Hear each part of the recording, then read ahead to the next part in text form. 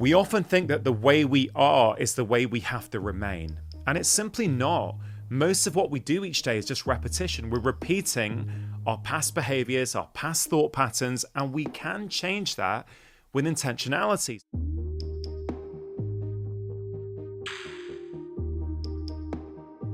My first name is pronounced Rangan. Rangan. Like Rangan. So I'm not precious. I just tell people. But if you say Rangan, I won't be offended at all. I am so bad at pronouncing names. Yeah, don't worry about it. No, I feel like because you interact with people over email like so much more. Yeah. And then so as a result, you usually it's like the first time you would meet someone, you would hear their name said for the first time. But then if you just interact with someone over email for like years, you just have your own butchered pronunciation of their name in your head. Yeah, you've even got a butchered interpretation of who that person is. Like you have a perception based upon this two-dimensional communication. Yeah. You meet people, you're like, oh, you're completely different. Yeah. Like not in a good or bad way, just different. Well, I realized like I've had relationships with people for like 10 years over email. And then they come and they go like, hi, my name's Tom Smith. And I go, okay. And they're like, no, Tom Smith from the email thing for 10 years. And I'm like, oh yeah, I like forgot you were a person. Like you're just this like thing that pops up in my email and I interact with you, we talk. But then like, I was like, I'm not thinking of you as like out in the world. Do you know what I mean? Yeah. And then when you're like, I'm having to go, oh yeah, that's how your name sounds. And this is who you are. You're not just this like disembodied thing. You know what I mean? Yeah. It's probably weird, but it's even like when you see someone and how they appear on social media. Yeah. And you get a certain impression of who that person is. And then you meet them in real life. And sometimes I've met people where I felt online they're quite combative and argumentative. Yeah.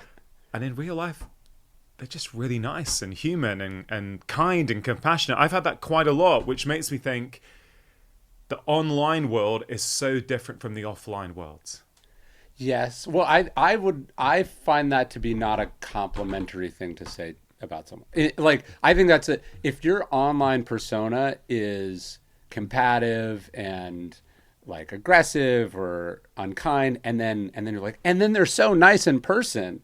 I'm like, well, then why are you professionally being an asshole? Yeah.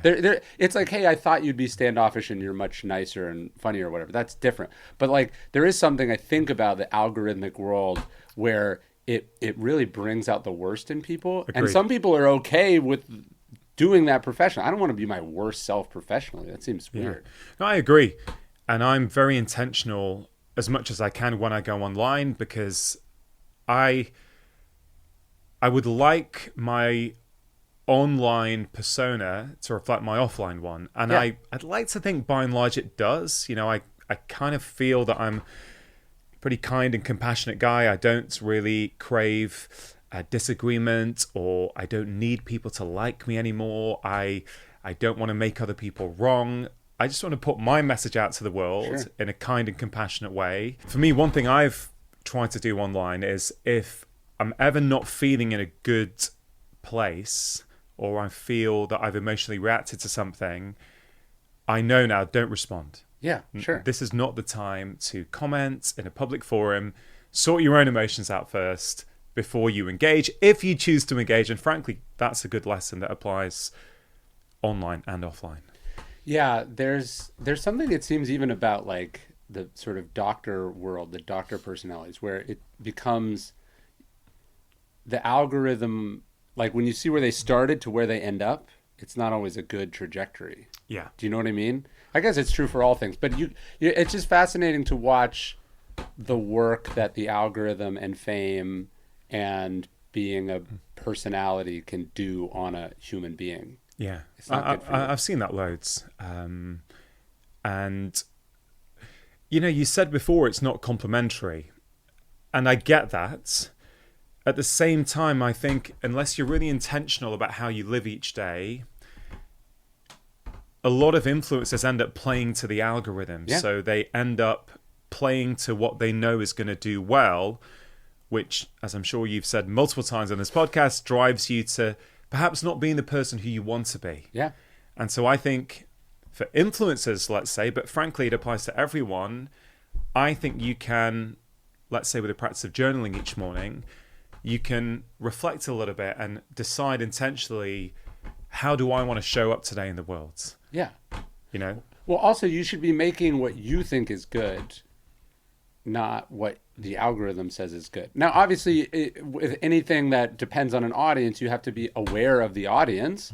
But I generally think like stats should not be your compass, just like money should not be your compass in life. Do you think, I think about this a lot, do you think at all it's easy to have that viewpoint? Because I share that viewpoint once you've had a degree of success. Sure. Because I think people might go, yeah, Ryan, it's all right for you, or Rangan, it's okay for you. You guys are pretty successful, so you can now make decisions from your heart. Yeah. Right? But I do think about that. You know, my podcast now, we're coming to 7 years since it started, and we're about to pass 500 episodes. And what I've got really clear on over the years is that the best way I serve my audience is actually not to think about them. Yeah. And it kind of sounds a little bit selfish at first, but I don't mean it like that at all. I've learned that if I selfishly choose the guests that I really, really want to speak to, that's how I best serve my audience. Mm-hmm. Which is kind of what Rick Rubin says in his book, isn't it? In terms of you can't make the best art with the audience in mind. But it's funny because you said, you know, it's easy to say because you have an audience. But I think, like, why do you have an audience? Yeah. Like when I went to my publisher and said, hey, I want to write about an obscure school of ancient philosophy, they were not like, that sounds like the greatest idea ever. Yeah. Like almost every person who has an audience did so because they followed their heart. Yeah, they invented that audience, yeah. right? They were uniquely themselves. Very few people sort of backed themselves into an audience by doing what everyone else was doing or by following the algorithm. So it's this kind of weird thing. Like there's a famous Henry Ford quote where he says, you know, if I did what my customers wanted, I would have just made a faster horse. You know, like you get where you got by doing something new. You obviously have to have empathy and understanding, and you have to. I thought a lot about how do I make ancient philosophy interesting to people who are not interested in it, but I was operating by my own interests and following my heart, in that I thought it could be made interesting, right? So it's like I have a good sense of my own judgment, and yeah, like you can't operate in total disavowal of the audience or in actively antagonizing the audience. But if you are trying to tell people what you want to hear, what they want to hear, I think that gets very old very quickly. Yeah, I think there's a danger also in becoming successful and having an audience, in the sense that, and I've seen this with many people, is that you start playing to that audience. You try and conserve what you have, and I think that's a real problem. And actually, with this book, my sixth one, I actually had long chats with Penguin. I said, guys, this is going to be a different book, okay? And there was a little pushback in the sense that, of course, you know, in the UK, I have very successful books, and for Penguin, I'm not having a go at them. There's going to be a conservatism where we want to play to that audience. We know what your audience like, but I've really followed my heart, and I'm like, no, I'm not going to repeat what I've already said. I have to break new ground. I have to go into new spaces, and I want you guys to back me. Yeah. And they've been amazing. So yeah, we'll back you. And I said, I want everything about this book to be different, because it feels like I'm now bridging the gap from sort of a more traditional health book into a book that's a bit more about philosophy and, you know, happiness and how these things all weave together. But it's funny. I mean, it's the exact same size. You know, like, so you find the areas that you change, like that you're gonna reinvent or experiment, and then you also want to find a way that it's palatable and doesn't. You know what I mean? You don't throw everything out. No. You don't. It's not a giant middle finger to the audience. You still think about what's going on with them, what their needs are, what's interested, but you're looking for the overlap between what's exciting to you and what is gonna resonate with people. And that's different than, oh, X, Y, and Z is doing well right now, so I'm gonna do that. Yeah, and the truth is, I don't know how interesting this is to people, but I know in this kind of online influencer, author, podcaster world, I know full well that some people are literally choosing their guests based upon how they're going to perform on YouTube. Mm-hmm. And I try to not judge anymore. It's one thing that I've realized in my life. It doesn't help me, right? Sure. So I just observe and I'm like, oh, that's interesting. Choosing guests like that is going to have a certain outcome. There's going to be a consequence.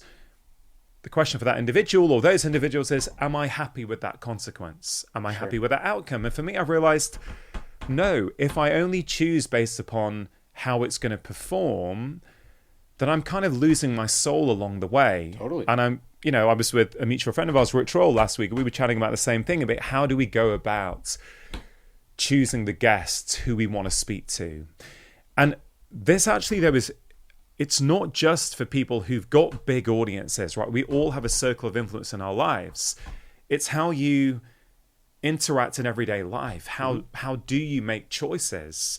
In my previous book, I had this framework for happiness, and I said there's 3 ingredients to happiness: alignment, contentment, and control. Each one of those is not enough in isolation. They're all important, and you need balance between those 3.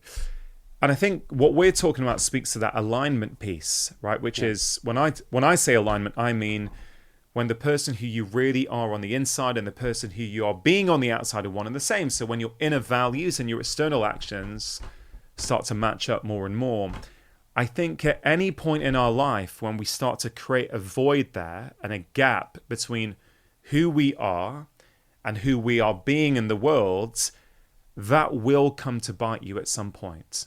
Totally. I really believe in that void that we create, there's a fracture internally. And I believe, having been a doctor for 23 years, that a lot of the problems that we see to do with, let's say, our lifestyle and the habits that we're trying to change, I actually think that if you go to the root cause, when there's that internal fracture in who you are, you will put in things like sugar and alcohol and online scrolling for 3 hours or pornography, whatever it is. It's there in the cracks to fill that hole.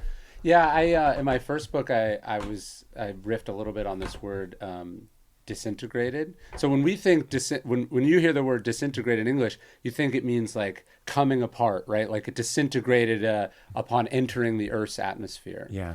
But like if you think about it more as disintegrated, like not integrated. Yeah. I find that's the state that a lot of people exist in. So you have different parts of yourself and they're not integrated with each other. So you might have a set of values, like this is how I was in my 20s. You have a set of values, you have what you think is important, who you want to be, and then you have your job, which is maybe in an industry, or it's being done in a way, or it's forcing you to perform in a way that is not, those things are not integrated, right? The other word for this is compartmentalization. But you can't really compartmentalize, right? You just have these different things, and eventually they find some way to conflict, or you have to find some way to reconcile them. And so I think a lot of people, particularly in something like sort of the internet ecosystem where you're like, if I have this person on, it will get a lot of engagement. It might not be true. It might be bad for the world. They might be a crazy person who's spreading a harmful message, but I have to get a certain... So I think you see that, and then what happens is those people tend to spiral because they have that person on, they engage with this sort of energy, and it does so well that it becomes harder and harder for them not to do more and more of that, and then you kind of watch that person almost get radicalized by the people they bring into their circle. And we see it, and so I used to be driven a lot by external validation as a kid, as a teenager, in my 20s, and over the last 5 or 10 years I've really changed that by intentionally doing daily practices to change how I show up in the world, to change how I see myself, to change my external actions. And I kind of feel that a lot of us, because we have this reliance, this over-reliance on being liked by other people, we start to change who we are in order to be accepted by others. But that's very, very dangerous because, and I think the online world magnifies this to a great degree. You can change who you are and get validation. So then you start performing in life rather than living authentically. You perform and you get rewarded for that performance. So you keep doing that. But again, you're creating this internal void. And I think it's better, the truth is, it's better to be yourself and not be liked by some people, but be authentic to yourself in the long term. And frankly, in the short term, you're going to feel better. You're going to find there's a contentment, there's a peace. And in terms of like this idea of making changes that actually last, I think it's going to be much more likely when you're actually becoming much more aligned with who you are. Well, I think I've been thinking about this with this idea of virtue. Like, we tend to think of virtue or who we are as this thing. This like, I'm a good person, I'm a generous person, I'm whatever. We think it's this thing that we are as opposed to this thing that we do. Exactly. Right? And Aristotle was very clear that virtue was an action, not like a state of being, that it's a verb and not a noun. Yeah, love it. And so people will say, well, I'm a good person, but this is what I do professionally, or this is what I believe, but I'm going to engage with or interact or platform all these things that I don't really believe. That's not how it works. As you're trafficking in this stuff, as you're engaging it, as you're doing this thing because it's what the algorithm wants or what you think your boss wants or just how this industry operates, you are becoming that thing, and you're becoming not the thing that you see yourself as or believe that you are, because you're not doing that thing. And so the idea is like, if you want to be something, if you want to see yourself a certain way, it has to be rooted in the actions that you take, the day-to-dayness, which the good news is it means you can change positively also. You can just start doing that thing. It's like not faking it till you make it. It's bringing it into being by doing it. Yeah. So I start each day with several practices as part of a morning routine. Okay. And one of the things I do at the end is a journaling practice where I answer 3 questions, right? Which I'll share in just a moment. But going back to what I said about happiness before, and this kind of deep, what I call core happiness as opposed to junk happiness, the happiness that I think we're all really looking for, not the happiness that we might think we're looking for. Yeah, but not the happiness of smiling or laughing, exactly. but of contentment and self-fulfillment. Yeah, exactly. And so those 3 ingredients that I mentioned, alignment, contentment, and control, I think they're all important. They're all equally important to me. But that control one, I think, is really, really important, particularly in the world in which we live today. When I say control, I'm talking about a sense of control. Yeah. I'm not talking about controlling the external world, which is fundamentally, in so many ways, uncontrollable. And a lot of people, I think, get really frustrated and disempowered by the state of the world, politics, the news headlines, whatever it might be. And I understand that, but there are ways around that. And giving yourself a sense of control each day through your actions is a very powerful way to ground yourself and insulate you. And we know from the scientific research, people who have a strong sense of control over their lives, they're happier, they're healthier, they have better social relationships, they earn more money. There's a very strong relationship. So I have been teaching my patients for years about little 5, 10, 15-minute rituals that they can do each morning that helps to ground them. And even when I'm in America now, I'm traveling on this book tour. I've been in LA for 10 days. I'm in Austin for a couple of days. I bring a few things with me, like my coffee pot and my cafetiere. So I make coffee in the hotel room. And in the 5 minutes that it brews, I do a little strength workout in my pajamas. It's something I do at home. And it sounds simple and it sounds a bit unnecessary, but it actually is very helpful for me because it's a grounding practice that helps me feel, I've got a sense of control over my day. Right. So those 3 questions that I ask myself each day, I think really speak to your point, which is this idea that justice, virtue, being the person you want to be is an action, right? So I start off with my coffee. And the first question is, what is one thing I deeply appreciate about my life? Okay, really simple question. There's a lot of science on gratitude in terms of what it can do and, humans have this negativity bias that's kept us alive for many, many years. Yeah. But the truth is that we take in 9 bits of negative information for every 1 bit of positive information. So I say to a lot of my patients that you do have a morning routine.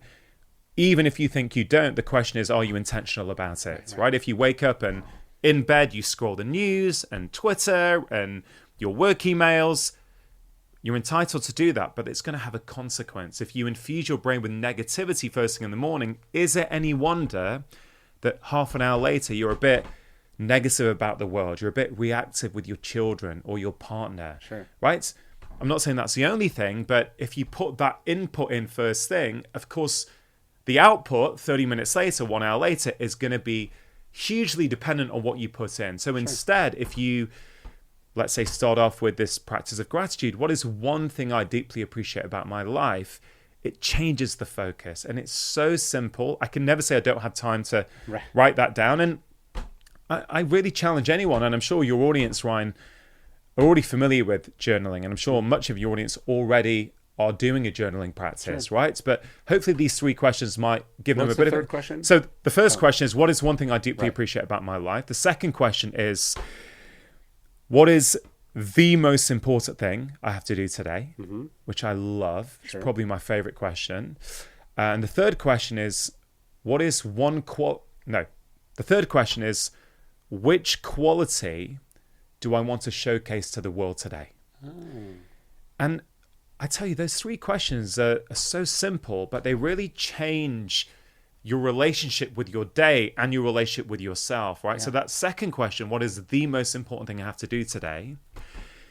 It's incredibly powerful, because what I would see with patients, and I've experienced myself, is that these days, we often only do the important things when everything else is done. But after you've sucked out all the energy and but our to-do lists are never done. Yeah. Right. And I've been heavily influenced by these regrets of the dying over the past few years. And I had a beautiful conversation with Bronnie Ware, the palliative care nurse, on my podcast maybe 3 years ago. And she wrote the book, The 5 Regrets of the Dying. And, she basically said at the end of people's lives, they all say the same things.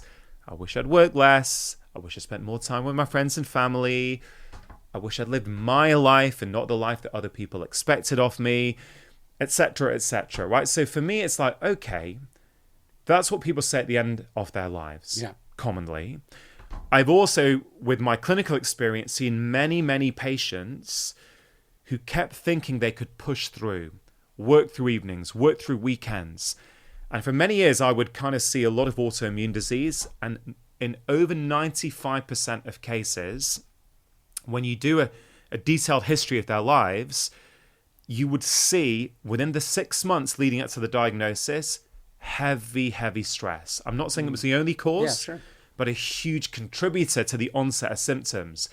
And so I think, well, what is it about us as humans that we have to get sick before we start addressing the reality of life, or we have to wait till our deathbed to affect the reality of life? So for me, that question is a very simple way of focusing my attention on what is the most important thing I have to do today in a world where there are infinite things that we feel we have to do. And I think you may already know this, Ryan, given sort of all the research you've done over the years, but I learned from Greg McKeown a few years ago that when the word priority came into the English language in the 1500s, that it was only a singular word.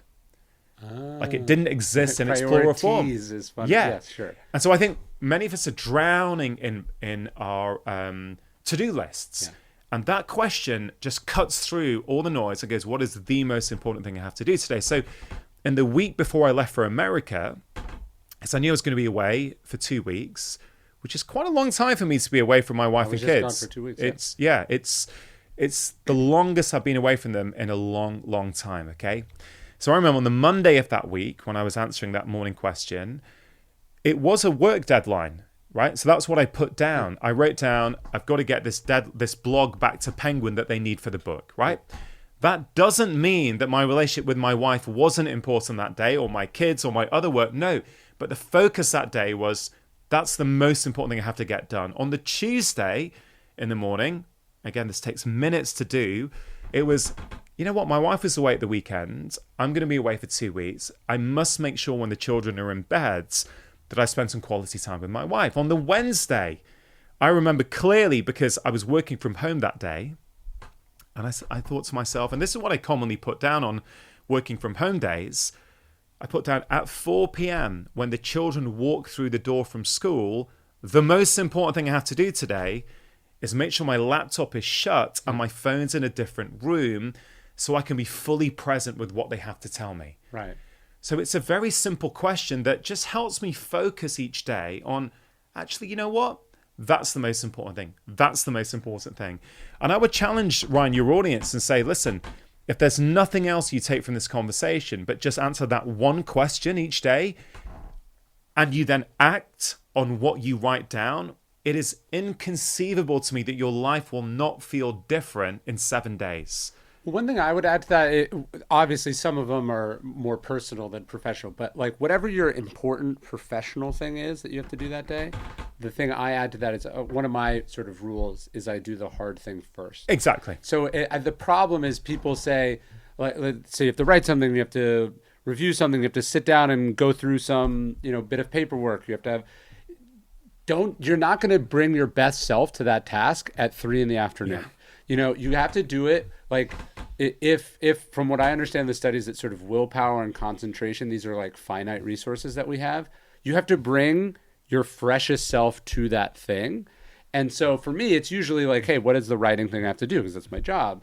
I don't schedule breakfast meetings and podcasts and running to the DMV. I don't schedule administrative bullshit before I have to do the hard concentration heavy task first. I do that first. So then it's the other thing is when you have hey, what's the most important thing I have to do today, professionally, personally, whatever. If you do that thing, you won the day. Yeah, and how exactly. many people win their days? Very few people. So by lowering the stakes, by making it about the one thing, the main thing, then you not only, it's reasonable you're going to do it, but then you build the identity and the sense of momentum that you're just like, several days in a row, I'm fucking crushing it. Momentum's the key force, right? That's the key underlying energy behind any of this long-term change that we're all looking for. And connecting this to what we said earlier about the negativity bias, there are always things for most of us that we haven't done. Yeah. Right? So your brain is hardwired at the end of it. Oh God, I didn't get that done. I didn't get that done. I didn't get that done. Okay.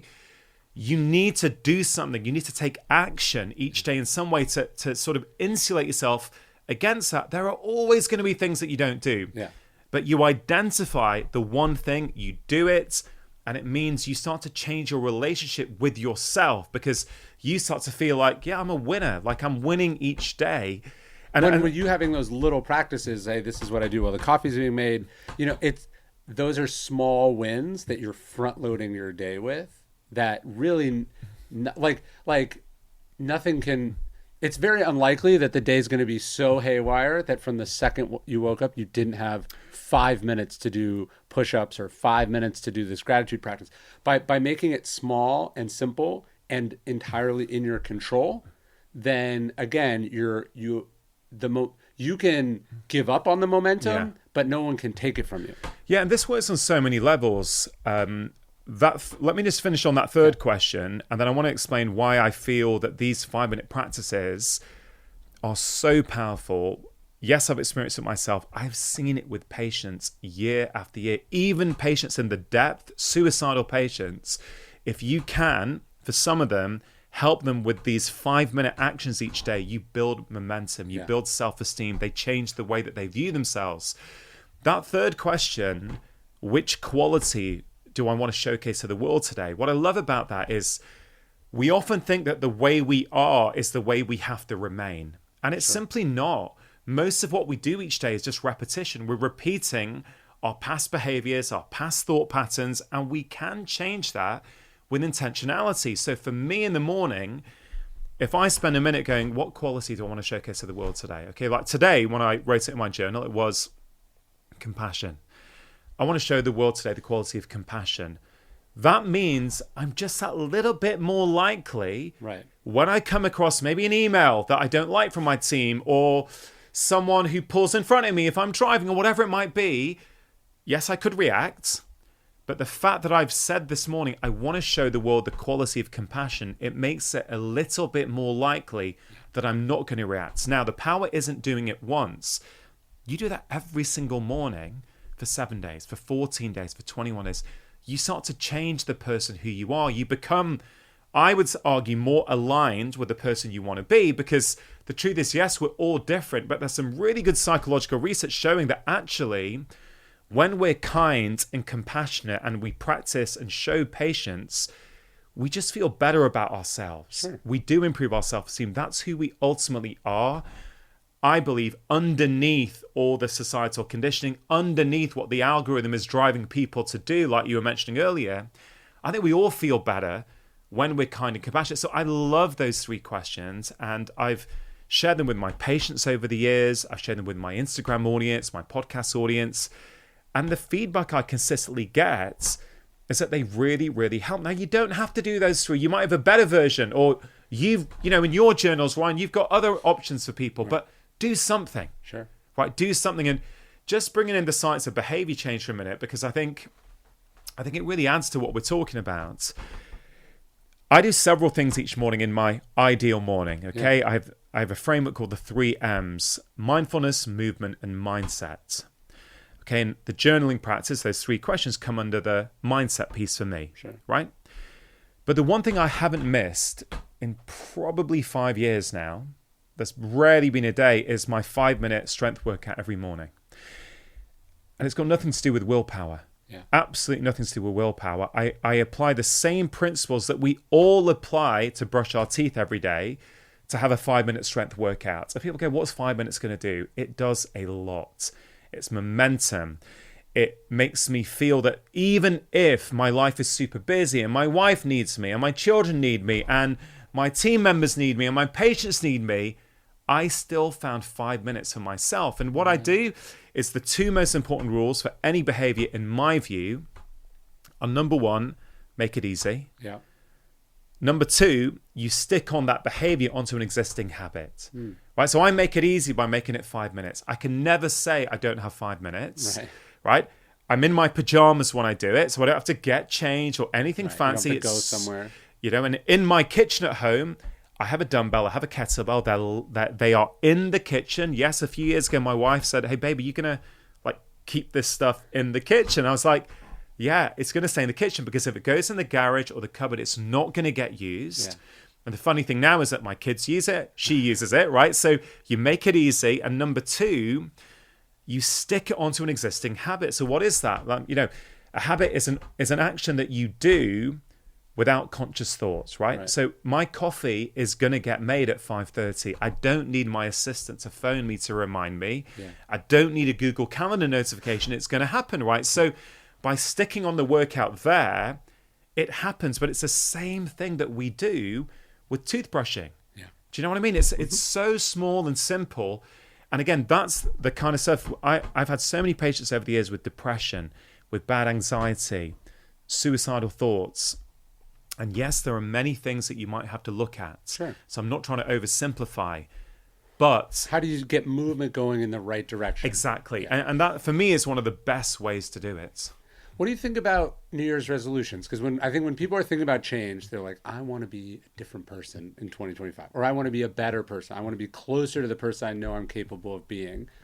How do you think about resolutions? Because the reality is a lot of people have that sensation, that feeling, that desire, and then most resolutions go nowhere and people spend another year as exactly the same person. I mean, I spent a long time thinking about this, because why is it that, depending which research study you read, 80 to 90% of New Year's resolutions have fallen by the wayside by the start of February, right? Okay.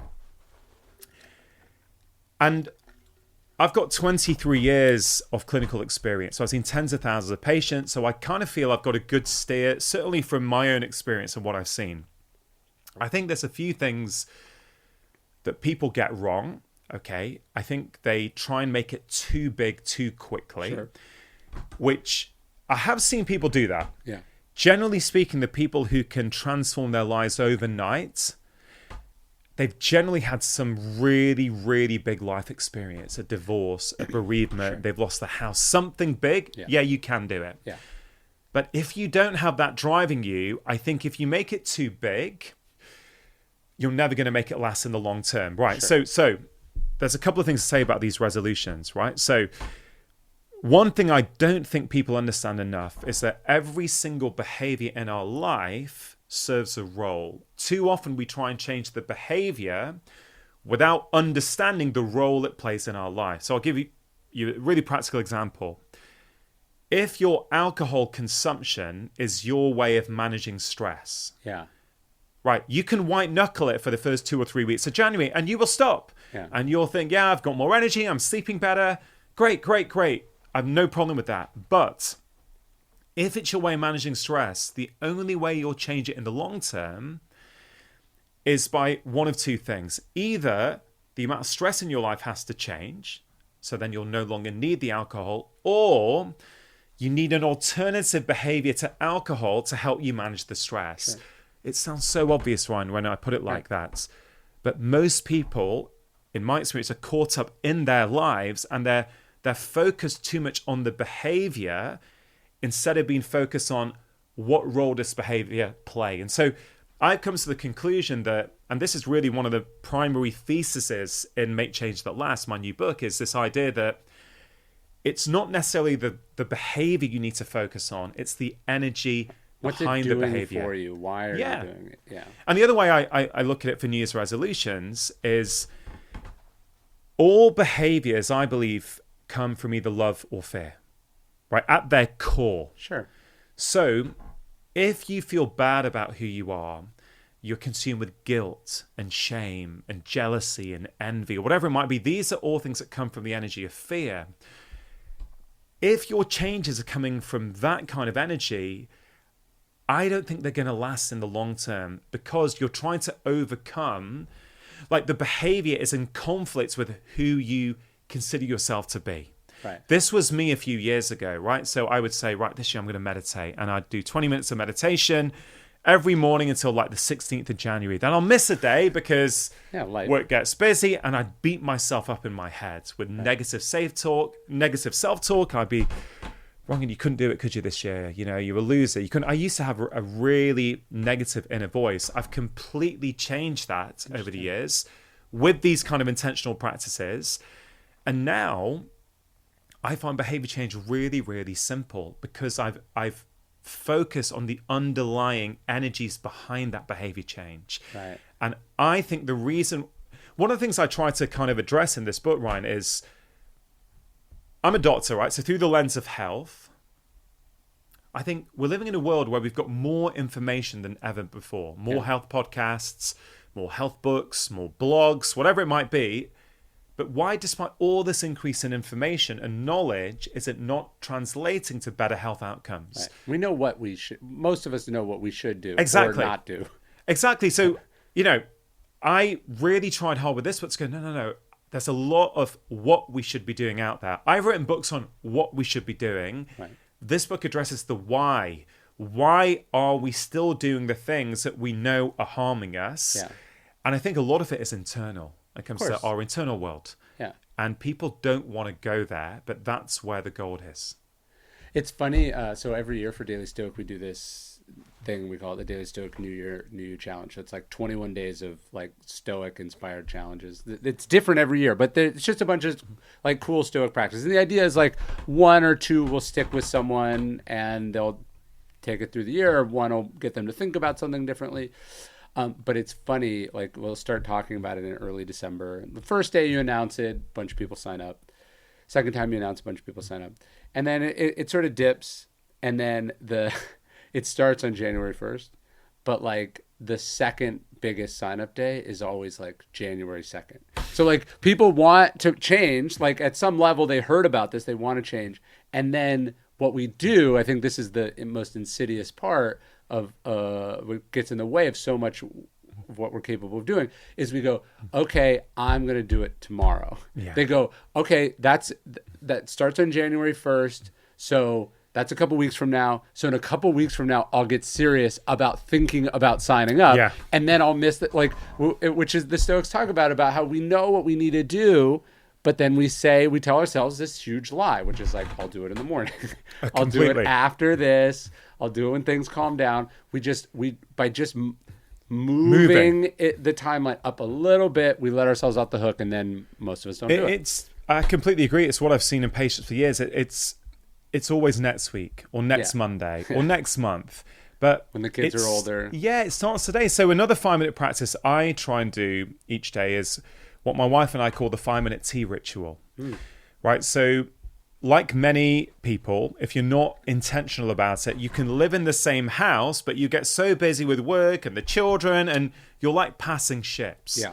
Right? So a few years ago, we decided, life gets busy from time to time, but we really need to intentionally focus on our relationship. So we have this practice called the 5-minute tea ritual. Every night when the kids were younger, and we still try and do it now, when they've gone to bed, before we do anything else, we come to the kitchen, we make a pot of mint tea, so non-caffeinated, and it's not the rule, the practice is that for 5 minutes, we catch up. Yeah. Right? So it's only 5 minutes. Yeah. It's the requirement. So we're just going to ask each other about our days. Right. Instead of, we got to get a babysitter, we're going to book a restaurant reservation. Exactly. You make it too big, and then you're like, we can't do it this way. Yeah, and it's like, before you know it, it's a few months before you did anything. And what's really interesting is, and I think this builds on this 5-minute action each day principle that we're talking about. It's not that some days those 5 minutes don't become 30 minutes or an hour. Yes, more often than not. More often than not, they do, because it's actually, this is much more fun than going on Netflix or YouTube, whatever it might be. It's like, this is why I married you, right? We actually want to spend time together. Wait, we like each other? Yeah. Yeah. But some days, one of us will say, actually, it's just going to be 5 minutes a day. Like, I've actually got a few emails to do or whatever it might be. Whenever we've felt, either one of us, we're too busy, and it's been a few days without that practice, it's really interesting.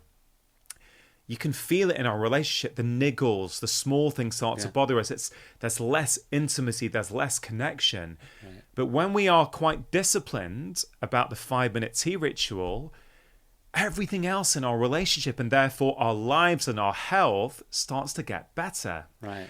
And so I'm a huge fan of these small things that we do consistently. I have found time and time again with me and with thousands of my patients, these are the things that I think move the needle for most people.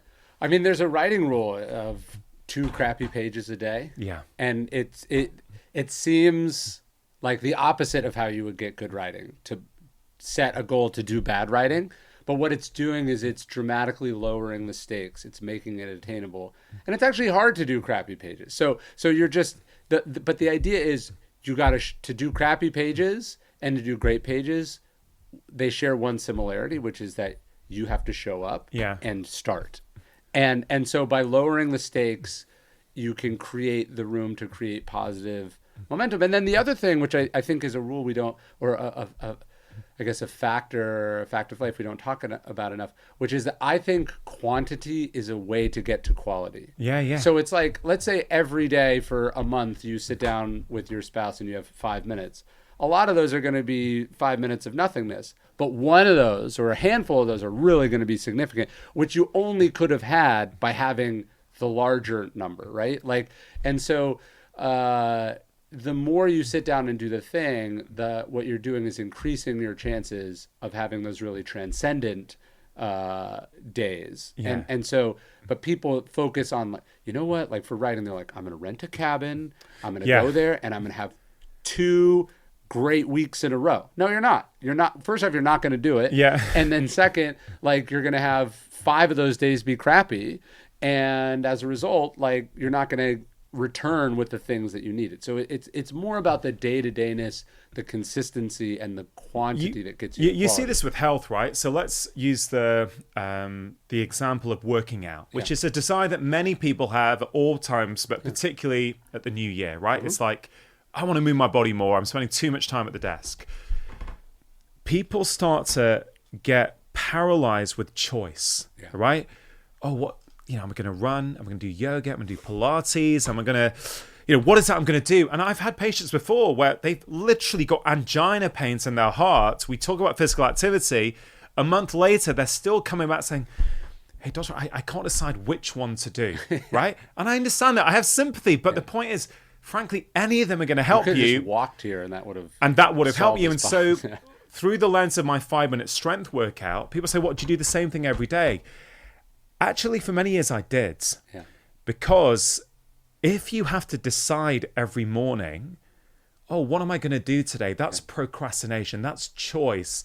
That leads to indecision and inaction. And we know this in business, right? In the business world. When Amazon moved to one-click ordering about 10 years ago or so, estimates say their profits went up by $300 million a year. Because back then, I don't know if you can remember this, but there were 4 or 5 steps to take before you could purchase. You have to confirm order, put in your card details on a news screen. Sure. There's 3 or 4 steps. Each time you have another option, it's a reason that you can pull out of the behavior. And so the reason we brush our teeth each night, well, one of the reasons is because it's the same action every day. We don't go on Tuesday evening, we don't go, you know what, I brushed yesterday. Yeah. Let me do something different today. I'm going to floss today. And then on Wednesday, we don't go, I brushed and I'm just going to rinse today. We don't do that. What if you had to assemble the toothbrush, or you had to unpackage it, if you had to make the toothpaste? You wouldn't do it. Yeah, right. And so that's why my dumbbell and kettlebell lives in my kitchen. My cafetiere is there. It all works together. It is so easy, I can barely not do it. Yes. Now, going back to New Year's resolutions, there's another, I think, for me, it's a big idea that I don't think we're talking about enough, right? And I think it is a way of connecting a lot of your writings and practices with health, and I think sometimes people don't see the connection, right? So I believe that a lot of the reason why we can't make changes that last is because we don't understand the internal drivers that are leading us to those practices. So let me give you a really practical example. Let's say someone's trying to cut back on sugar, right? Okay. Which is a lot of people, right? Right. It's not great. So you've got the knowledge that too much sugar is affecting your teeth and your liver and your skin and your health, whatever, right? Yeah. And you think that just knowing that is all you need to make the change. But most people who are trying to cut back already know that. They don't need another book telling them on the negatives of sugar or the negatives of alcohol. They already know that. So the way we interact with the world massively influences our behaviors. So let me try and give an example. If you are the kind of person who you're driving to work in traffic and another car cuts in front of you, right? You think that you're entitled to react in a certain way. And of course you are entitled to, but if you start making all this mental noise in your head, stupid driver, they shouldn't have a license, and you start screaming at them. Yeah. You can do that, but it's going to have a consequence. What people don't realize, Ryan, in my view, is that you are generating emotional stress in that instant by the way you've reacted with an external event. Yeah. That emotional stress is not neutral. You have to do something to neutralize that stress. And what usually happens is that you get to work, you could do it in a healthy way and walk around the block. But most people don't. They go to the vending machine, they get a chocolate bar, they get an extra coffee. The donuts are sitting there. Yeah, they get the donuts, or they need an extra drink of alcohol after work because they need to soothe the emotional stress that they generated by the way they responded to that event. Now, you can cultivate with practice, and I've had a practice for years since my conversation with Edith Eger on my podcast, right? The choice. The choice, yeah. Like that you chose to interpret it this way and have this feeling about it. That's the definition of Stoicism. It's not events that upset us, it's our opinion about the events. Exactly. And we can hear this stuff, and people who've read your books will know this. This is a central idea in my new book. But I don't think people are connecting that to their health and their health behaviors. And I can say with my own experience, since I spoke to Edith Eger, and your audience probably know who she is, 93-year-old lady, when I spoke to her a few years ago.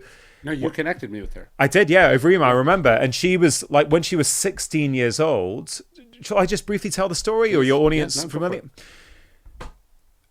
Out of 500 conversations on my podcast, I would still say this is the one that has impacted me personally the most, right? And that was because, I was ready for that message at that point in my life. Maybe if I'd heard it 10 years earlier, in through one ear, out through the other. But at that point, I was like, oh, I get it now. I can now see life for what it is.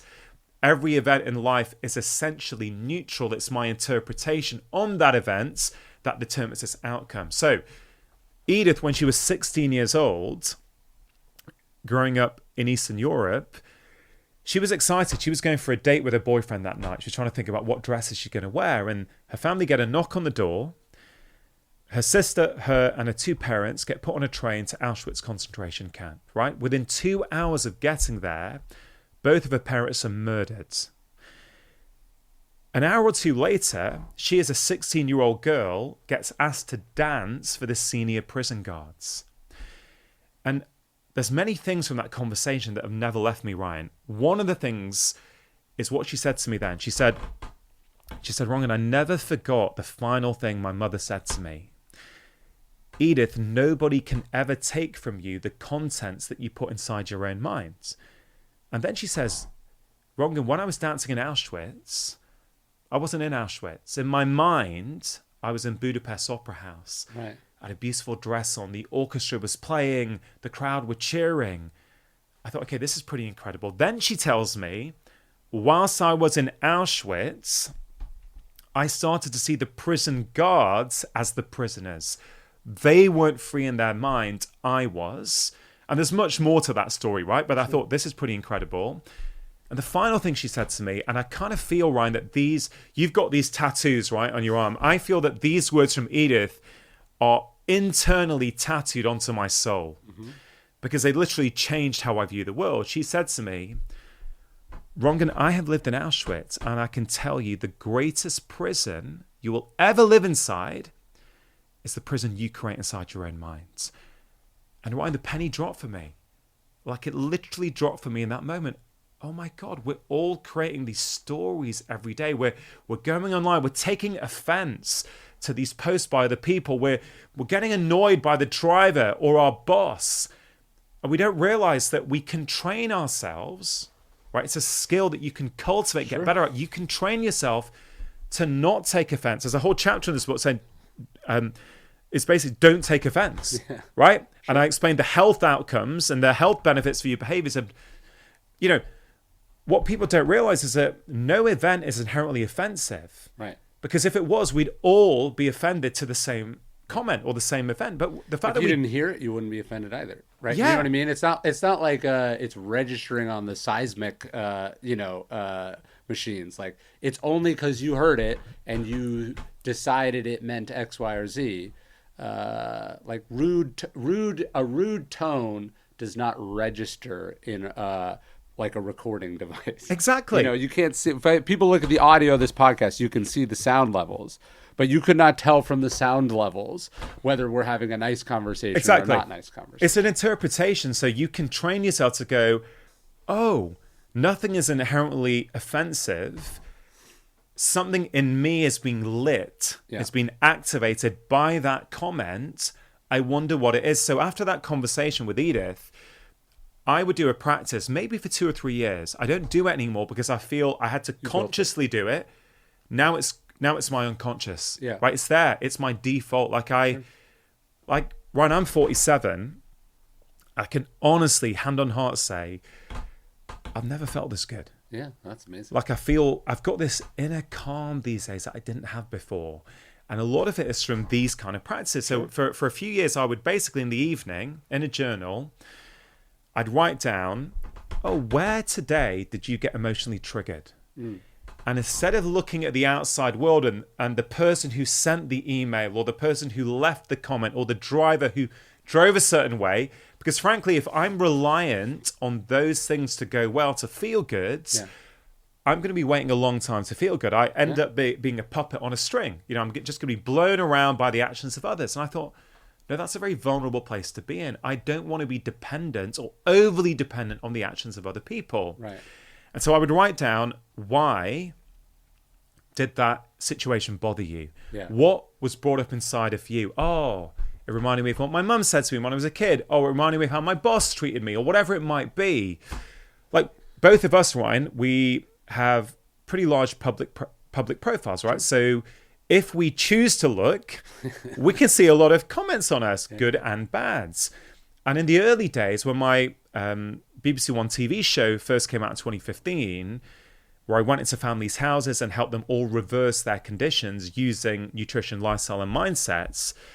Like, when I did that, I'd never experienced public commentary before until that show came out. And whoa, was I not well equipped to handle it, right? No one is. And people say you need to grow a thick skin. I don't think that's necessarily the way I would frame it. I don't think it's about growing a thick skin. I think it's about really being able to emotionally detach yourself from that comment and looking at it rationally. So, for example, I've learned over the years, Ryan, and I'd welcome your perspective on this. I've learned that for me, and I think for many people, that criticism only bothers us to the extent we believe it about ourselves. Sure. Yeah. So if you think it's preposterously off base, it doesn't register. It doesn't bother you. It's got to be in the ballpark. If there's something in it, it's like, maybe they've got a point there. Right. And actually, instead of pushing it away, if they do have a point, and I've had posts before where someone has criticized, and instead of pushing back, I've gone, actually, you know what? They've got a point. Right. They've got a point. Next time I post about this topic, I can take a little bit more care. Sure. So you can use criticism to learn, or you can go, you know what? I don't see it that way. Like, they've got a completely different perspective on the world. They're entitled to, but I'm very happy with what I've done. I think it's this inner work that the Stoics talk about, that you talk about. I think this is the missing link for our health. I really believe that we're still wanting more external knowledge, right? Sugar, alcohol, what sort of diet should I eat? I'm not saying external knowledge has no value. It does. But it's not enough in and of itself. We need more internal knowledge, more self-reflection, more insight. No, I think that's an interesting connection, because I think most of my audience would totally buy the connection that, like, if you have an opinion about something that's not up to you, if you've interpreted something negatively, you've chosen the least charitable interpretation, the offensive interpretation, that's going to cause distress or suffering in you. And I think both the Stoics and the Buddhists say this, right? Exactly. That our opinions, our expectations, our judgments are the source of our suffering. But I think what you're saying is that it's not just kind of existential spiritual suffering. You're creating a need or an energy that's going to have to find an outlet. That outlet is going to be food or bad habits or addictions or whatever. And yeah, just the idea that, okay, because you interpreted this thing as affecting your value as a human, then when you see some tasty thing that's going to make you feel good as a human, you're going to be much more susceptible to doing that. I have seen this with so many people, and Ryan, I've really experienced it myself. Like, a few years ago, I thought, well, why are you still eating a bit too much sugar when you've written 3 Sunday Times bestsellers so far, and each of them at the time, I was writing about the problems with excess sugar, because external knowledge is not in and of itself enough. It's that internal knowledge, right? So you will need an outlet for the emotional stress that you generate. So it's not just about how you feel. It's then about how you act. Yeah. But let me give you some research to actually present it from a different perspective. Professor Fred Luskin at Stanford University, he's in charge of the Stanford Forgiveness Project, right? And he has shown with his research that actually, if you are unable to forgive and let go of things that have happened in the past, which is kind of the similar things to what we're talking about, that can have serious health outcomes, right? So he has shown that when he can teach people to forgive, your blood pressure can go down, anxiety can improve, depression can improve, all kinds of things. I've shared research in this book. Gabor Mate has shared research where actually there is ample research showing an association with people who hold on to resentments, can't let go of things, which is a lot of things we're talking about, there's an association between those traits and things like autoimmune disease, things like cancer. Now, I say that very cautiously. I'm not blaming anyone. Right? These things are chronic diseases. There are multiple inputs. There's genetics, there's food, there's stress, there's sleep, there's environmental pollution. but there's also emotional components. Sure. Right? So these things are all linked, and we have enough I've got enough clinical experience, and there's enough published research evidence to show us that these things really matter. Because, Ryan, I've been a doctor for 23 years, right? I've already written 5 books before this one, and I wanted to write something fresh. I didn't want to write something that I feel was already out there. Otherwise, what's the point? Well, sure. And I thought there's more and more health information out there, but it's not translating to better health. Yes, there are structural reasons for that in society, for sure, but that's the external. Yeah. There's also the internal reasons why we're not able to on an individual level. And once you understand the things that you write about so beautifully, and the things that I hope are going to connect with your audience in this book, once you understand that you can actually cultivate a calmer inner world, not only are you going to feel better, you're going to act better with your behaviors as well. No, I think that makes total sense. Yeah, it's not, your lack of change is not due to a deficiency in raw willpower. It's something deeper than that. The behavior serves a need. Yeah. And so, yeah. Want to go check out some books in the bookstore? I'd love to. Let's do I've got to get a couple for my kids as well, right, for sure. Do it.